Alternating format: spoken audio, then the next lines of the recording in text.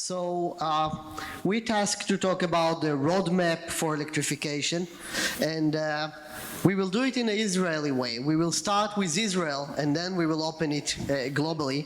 So I would like to invite Mr. Udi Adiri, the Director General of the Ministry of Energy, to start with the overview of the Israeli roadmap for electrification, and we will take it from there.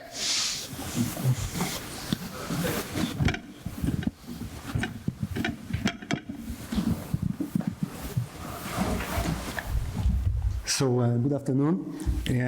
I'm really glad to be here and open this panel, which I think is extremely interesting. I was a bit disappointed from the survey myself. I expected much higher, but maybe we're, yeah. So it seems that 2019 globally was an amazing year regarding the vectors that support the revolution of EVs. And if you look about the prices of clean and cheap energies, it seems that it reached a new frontier of, as Rob said, that renewables today are probably the cheapest way to produce energy, of course with some limitations. The other vector is, of course, the tendency to reduce our carbon footprint, and it seems in 2019 it also reached some new frontiers, becoming the flag of political and social leadership of entire generation. And with those two vectors so strong, you can just expect that the answers for this survey will be more closer to 100%. But in Israel also, we are moving very quickly to achieve our goal of a much cleaner electricity with eliminating the use of coal and using natural gas and renewables as our sole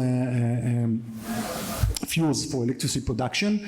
And so the development of the natural gas is moving really fast, and this year I think that we achieved and we're approaching our target of having 10% of renewables. It's an humble target, but we're going to achieve it in 2020.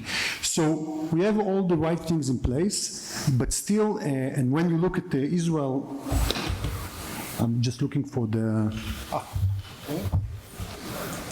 and if you look at Israel specifically, it has all the good start points for becoming a place where EVs are the most of the vehicles. It's a small state. Fossil fuels in Israel are relatively high, thanks to the Ministry of Finance. Electricity prices are relatively low if you compare it to OECD standards. It's a country that loves innovation. People of Israel love to, to adopt new things, and it's an island state. So once it's all as the electric grid for vehicles, all set. But still, you look at Israel, you can see that Israel is not even a part of the game today. Not only that we are not the leaders, we are not even followers. And it's the question that we raised in the Ministry of Energy about a year ago is why. So again, I can quote Rob, maybe put it as a policy and work hard to achieve it as a government is important, and I believe some of it is true. So we in the Ministry of Energy asked this question about 18 months ago, and we started by doing here is Israel, okay, by doing a survey. I forgot. This is where we want to be. So as a Minister of Finance, the third thing, as a Minister of Energy, sorry, I work in the Minister of Finance for 13 years, so a bit confused. But as a Minister of Energy, we have decided to put it as a goal in our targets for 2030. We did it about a year ago when we said that we want the reality in Israel to be that all the new cars in Israel, at least the private cars, will be electric vehicles in 2030. Meaning that in 2030, almost 40% of the fleet or 30% of the fleet will be electric vehicles. So we asked ourselves what are the barriers, and we did a survey within the Israeli drivers population, and the outcome is or was that there are a few reasons, but the main one has to do with charging. People are not willing to buy any electric vehicles if they don't have charging points in their homes or neither in their working places or in the streets. So this is the first thing that we start to tackle as the Ministry of Energy, and we actually just completed 4 big ones for charging points in Israel. We gave support to private companies as well as municipalities who have the willingness to put sockets, to put charging points in their properties. We just finished it. We had great results, and we're going to support the implementation of more of 2,500 charging points. 111 of them are fast or ultra-fast charging points. Actually, we're going to have all across Israel ultra-fast and fast charging points, as well as semi-public, public, and on the streets. So this is the first thing that we did. Another thing that was done a few months ago, to some extent, I think, not in a perfect way, but I think give a fair horizon to this to electric vehicles, was putting in place a 3 years taxation program for electric vehicles, and I think that in the next 3 years at least, electric vehicles are going to enjoy a high level of tax reduction in Israel. We still have a lot of things to do. Of course, government has to give some example. We need to establish a much more efficient permitting process for charging points and for the grid.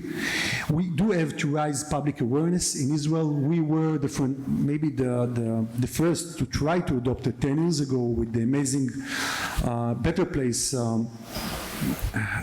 initiative, but it was a failure in the public. We have to raise the awareness again. We do examine hydrogen power electric vehicles. We're supporting them, and we do expect that due to that support in new initiatives, we're going to have next year the first bus or truck in Israel station, a truck fleet together with a fueling station in hydrogen. Support battery and fuel cell research, and there's still a lot to work and learn about the influence that it might have on the grid. I want to conclude to say that we did, as I said, the 2 first steps with the tax framework and with charging points, but we do have the feeling today that in Israel, it might be that the Israeli car industry, it's not actually a car industry, it's the importers, are not as eager as us in bringing these electric vehicles, and I was wondering maybe some of the reasons that today in Europe, the incentives or the punishments for not standing in the right mixture of carbon emission brings the most of the cars to Europe, and so maybe in Israel we need also to adapt those kinds of criteria as exist in the European Union, but also maybe the electric vehicle market in Israel will be the place in which newcomers, new companies will flourish and will bring cars to Israel from Europe, but maybe also from the Far East, and I'm very glad that there is a representative here of an Indian company I saw in the internet just launching his first sedan private vehicle. So I do expect that the first newcomers to the Israeli market, whether it be European companies or companies from the Far East, China, India, other places, will benefit from entering the market first, and we as a government has all the intention to support it. I just conclude for us as a Ministry of Energy, for the Israeli government, transmission of the Israeli grid or transmission of the Israeli fleet to electric vehicles is an important goal in order to reduce air pollution, in order to reduce CO2 carbon emissions, and we will do everything needed to support it. Thank you.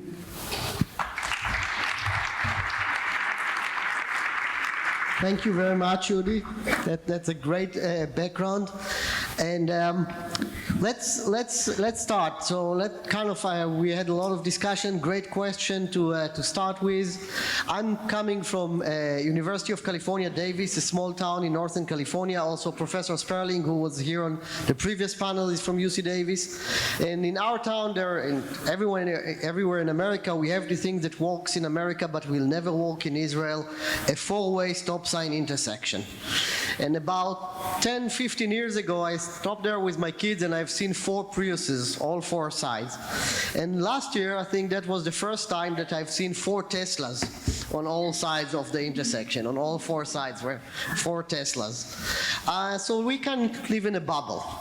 If we go out of our bubble, globally, we already have sold in 2018 more than 5 million electric cars, plug-in vehicles. 2019 will probably add 2 more million electric cars to our roads globally, which sounds great. It almost sounds like Davis, but altogether it's about 2.5% of the new car sales. So I would like to start with our panel introduction, to ask each one of you to introduce yourself, the company as the background relevant to EVs, and to tell me where do you think we will be in 2030, what will be the market share in 2030, and a little bit of why you think that that's where we're going to be. And we will just go from left to right. Hello everyone, my name is Matthias Wiecher. I'm with E.ON, European utility company, happens to by now be one of the biggest one.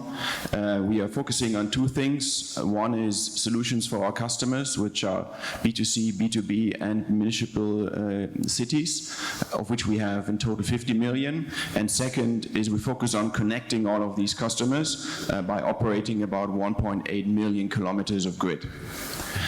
In this company, I'm responsible for our e-mobility solutions and our infrastructure, which is in particular focused on ultra-fast charging infrastructure.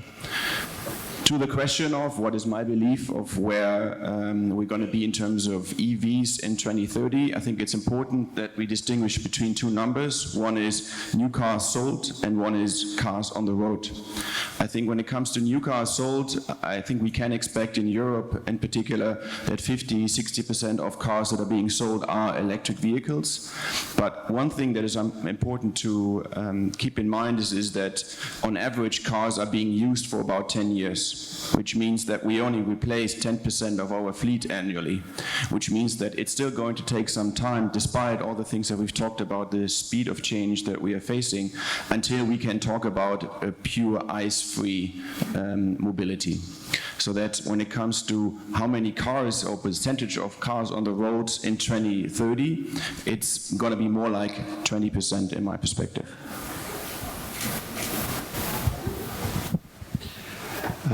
My name is Stefan Schlutius. I'm the managing director and owner of ABL. ABL exists since 1923. We invented the Schuko system, and Schuko is still an important product for us. In 2011, we started with e-mobility, and we develop, produce, and sell AC charging stations and digital solutions. We are market leader in Norway. End of this year, we will have approximately 150,000 charging stations installed, mainly in Europe. To the question, we have a similar belief that in 2030, we will have approximately half of the cars will be electric, and we think there are a lot of statistics, but it's from country to country a little bit different, but we think that plug-in hybrids and full cell cars will be 50-50 as well.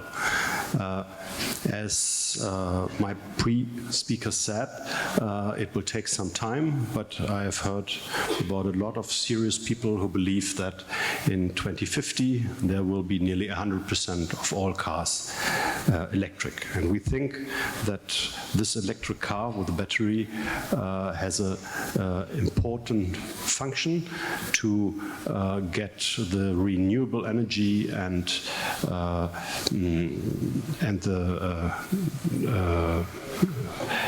the external or the batteries which are everywhere to get it together. Both is not done central, not the renewable energy, and therefore those two things fit together in a perfect way. Thank you. My name is Mahesh Babu. I represent a company called Mahindra from India. Mahindra is a pioneer in electric mobility in India. We are making electric vehicles for the past 2 decades. I just want to get a perspective on electric mobility before getting into how much percentage it will change.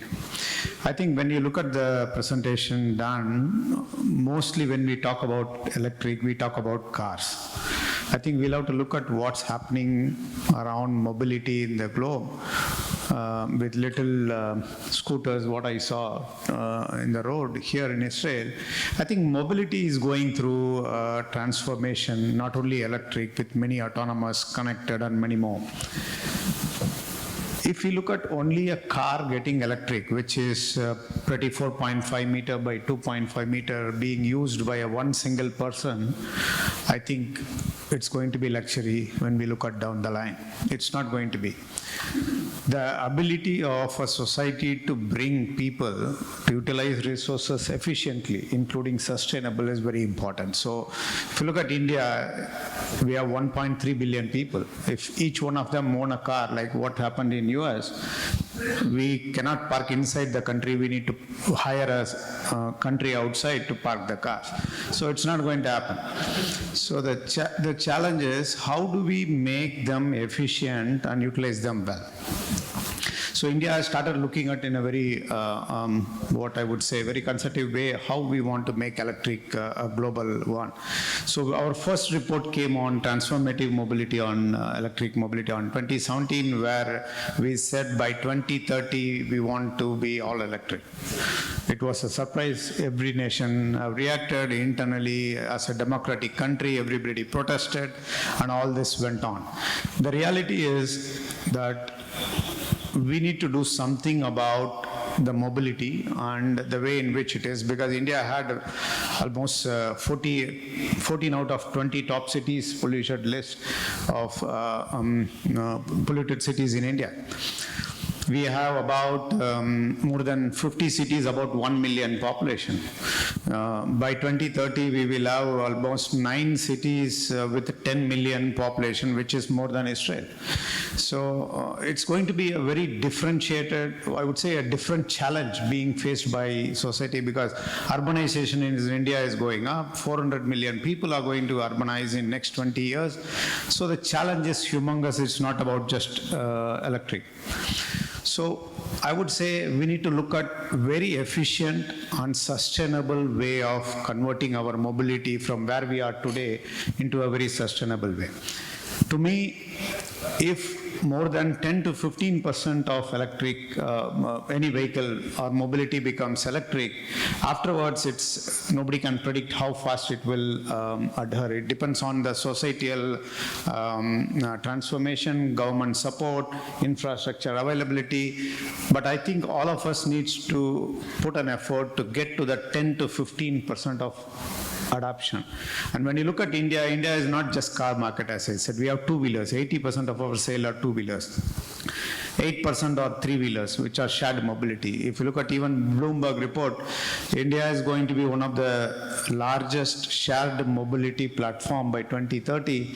Almost 35% to 40% of every mile traveled by Indian by 2030 is going to be shared. And if that is going to be electric, it's going to reduce a lot on pollution, bring cities down on pollution. It's also energy security. India imports about 84% of the oil from abroad. It's not going to continue to grow at the rate what India is growing at 7% with the oil import. So it's going to solve the societal problem. So I believe that by 2030, there will be between 20 to 30% of adoption in India. And and it will be one of the largest market, I would say, in the world. 20 to 30%. Thank you very much. So we had about 15 in Europe, 50 in Europe sales, and about 20 to 30, but that include more than just cars. United States, different. Jonathan Weisgall with Berkshire Hathaway Energy.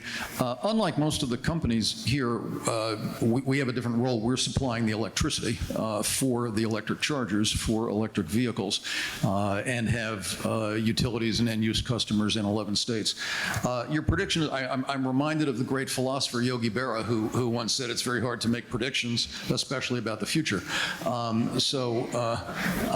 It's rather hard to say, but let me give you a couple of data points.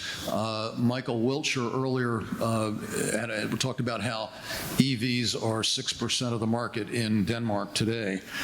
In the first half of 2019, 55% of sales in Denmark were electric vehicles.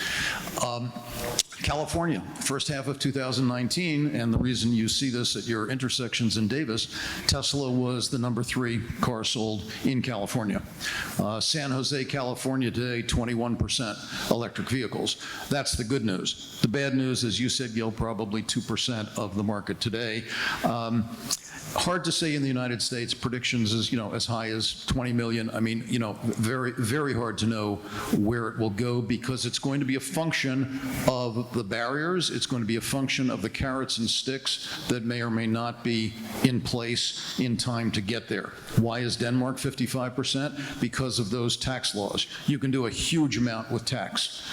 In our company, one of our utilities. Norway. Say again? Norway. Norway, excuse me. But you can do a huge amount with tax laws, no question. Another example, one of our utilities in Iowa, and as Rob Campbell was saying earlier about renewable energy, we will actually equal 100% of our customers' load with wind by the end of next year, and we have the 8th lowest rates of any utility in the United States. So you can do it. Again, you need the right incentives. Great, thank you. And Udi, I will not get you in trouble by asking you for the future. But let's now start going backward from you. Let's be bold. Let's be bold. Let's say when we will able to sell 90% of our 90, 95, choose your number, of our cars electric in the US, what year it's going to happen, and what need to happen, technology, policy, what actually needs to happen for it to Well, I think I'd rather address the needs than pick years, although I'll tell you of the 10 leading Democratic candidates for president, 6 of the 10 have called for zero-emission vehicles by 2030, and Kamala Harris 2035, so 7 of 10. I think that's completely unrealistic, but this is not the reality check panel. That was the last one, so I can't go there. How do you get there? What are the carrots? What are the sticks? Let me start with the barriers. Certainly in the United States, one of the barriers right now is we pay for highway repairs with a highway trust fund, and that comes from an added tax on the sale of gasoline. Doesn't work for electric vehicles. There is a need to perhaps move to vehicle miles driven. That would be a better standard. Everything could equal out. But this is getting politicized. There are a number of states, Wyoming in particular, Arkansas comes to mind, where the registration fees for electric vehicles are significantly higher than for internal combustion engine cars as a way of making up for those extra state taxes. That's kind of headed in the wrong direction. In the right direction are the tax incentives. Unfortunately, they will expire. We have legislation in the U.S. today that provides up to $7,500 in tax credits for the first 200,000 EVs per manufacturer. So Tesla has already hit that limit, and that $7,500 goes down by half, went down by half in July, it will go down by half again, disappear by the end of the year. GM, the same thing. So there is legislation pending that would continue those tax incentives. So what year do you think we can get there? Well, I think, to me, the single biggest question is what can get done this year. We have an administration that is not the biggest fan of a clean energy economy and of electric vehicles, and that's going to be tough. And it's really turning into a little bit of a Democrat-Republican battle. One last point I will add is and this really goes to the point about the length, how we keep cars for 10 years. One other policy idea, and we saw it 10 years ago in the U.S., this notion of cash for clunkers, a policy where you would provide a credit for anyone turning in a car, let's say 8 years or older, for an electric vehicle and getting a credit. So how you work those will give you your answer, and I'm not going to give you a percentage. Thank you. So I think it will be hard to imagine the last year of selling an internal combustion engine in India. So a quick bonus question, when we will see a Mahindra electric here in Israel or in the US? Mahindra is already in the US. We have a center Electric. in Detroit. We are planning to get an electric there as well. On your question of when it will get converted, I think I'll come to cars a little later. I think when it becomes economically viable and very convenient to use, I think it will happen. Now, economically viable, when it will happen? If you look at three-wheelers, commercial four-wheelers, we are economically break-even with EV because the operating cost is high. You run a lot. So I believe by next 20 years, the three-wheelers and the four-wheelers which are used in, let's say, Get or Uber or Lyft or Ola's can be easily converted to electric because it makes economically sense. Mahindra has deployed about 1,000 vehicles in employee commute in India, and we find that the vehicles are break-even in just within 3 years. So it can happen, and it is possible. We have run about 150 million kilometers of electric through that. So three-wheelers and fleet four-wheelers, yes, within next 20 years possible. Personal segment is bit of a difficulty because we have been spoiled for 100 years, so we want quick charging, quick filling, and we want to fly around the world all the time. So it's a little bit difficult. So if personal segment has to adapt, it's going to take a little bit longer time. I can't predict exactly what it is. Similarly, public transport like buses, I think government can intervene through policies. Government can and public can use the money well. So I think the buses can quickly happen in next couple of centuries, I would say, not a couple of decades, I would say. So in next 20 years, if you look at it, three-wheelers, fleet four-wheelers and buses, public transport buses can easily get into electric all. The challenge is when the personal segment vehicles, cars will become electric, and do that have to come by force or legislation or by economic viability. All of us need to debate on that. Good. And if you can also add a little bit about the technology and the infrastructure that we need to get to this last car. Yeah, in the infrastructure, we think that the most important place to install infrastructure in the moment for the most of the charging is charge at work. In most of the countries, far more than 50% of all cars drive to the work during the day, and during the day the sun is shining. Therefore, it's only logic to charge at work, and it's much more easy if the companies decide to invest in loading or charging infrastructure. They are free to do it. It's much more complicated to do it in the cities. It's much more complicated if you have cooperatives or others. I think this will last longer, but it's important as well. Therefore, I think it's a very important thing to convince companies to invest in charging infrastructure. And a year? I would say with statistics, if you see what in Europe, I can only talk for Europe, there are some targets for pollution of traffic. And if we divide the traffic in trucks or high traffic and private traffic, and I think until today we do not really have an idea to electrify the trucks. Then if we want to reach the target, we have to electrify the private cars. And if we combine it with the knowledge that it needs 6-7 years to develop a car, and that the car is in average driving 10 years, then I think we are at close to 100% in 2050. Yeah, so it sounds like you're talking about policy, and Matthias here will have the final words about it, so you will give us the prediction.